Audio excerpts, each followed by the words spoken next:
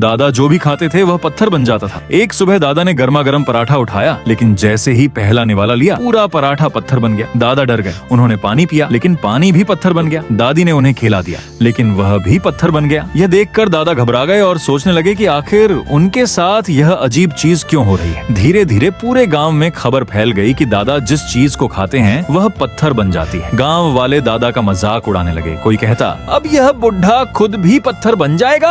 लोग डर कर दादा से दूर भागने लगे। दादा भूखे प्यासे गांव में घूमते रहे। जब वह सेठ की दुकान पर खाना मांगने गए तो सेठ ने गुस्से में उन्हें भगा दिया और कहा कि कहीं उनकी दुकान का सामान भी पत्थर ना बन जाए। दुखी होकर दादा अपने घर पहुंचे, लेकिन वहां भी उन्हें अपनापन नहीं मिला। बेटे ने दरवाजा बंद करते हुए कहा, पापा अब आप हमारे किसी काम के नहीं। पोते डरकर छत पर छिप गए और दादी रोती रह गई। गांव के मुखिया ने ऐलान कर दिया कि दादा को गांव से बाहर निकाल दिया। कुछ लोग दादा को बैलगाड़ी में बैठाकर जंगल के किनारे छोड़ा। अकेले और टूटे हुए दादा जंगल में एक सूखे पेड़ के नीचे बैठकर रोने लगे। तभी अचानक तेज हवा चली और सामने एक रहस्यमयी साधु प्रकट हुआ। साधु ने कहा, तू चीजों को पत्थर नहीं बनाता, लोगों के दिल पहले से पत्थर हैं। दादा ने साधु से इस श्राप से मुक्ति मांगी। तब साधु ने अपनी जादुई माला दादा के सिर पर रखी और उन्हें नई शक्ति का आशीर्वाद दिया। दादा ने डरते डरते पास पड़े एक पत्थर को छुआ और वह चमचमाता हीरा बन गया। दादा हैरान रह गए। फिर उन्होंने सूखी रोटी को छुआ तो वह सोने की रोटी बन गई। जब उन्होंने सूखे कुएं को हाथ लगाया तो उसमें दूध भर गया। अब दादा समझ चुके थे कि उनकी शक्ति बदल चुकी है। दादा गांव लौटे और सबसे पहले एक गरीब बच्चे की टूटी साइकिल को छुआ। देखते ही देखते वह नई चमचमाती बाइक बन गई। फिर उन्होंने एक गरीब किसान के टूटे घर को छुआ और वह शानदार महल में बदल गया। जिन गांव वालों ने दादा को अपमानित करके गांव से निकाला था,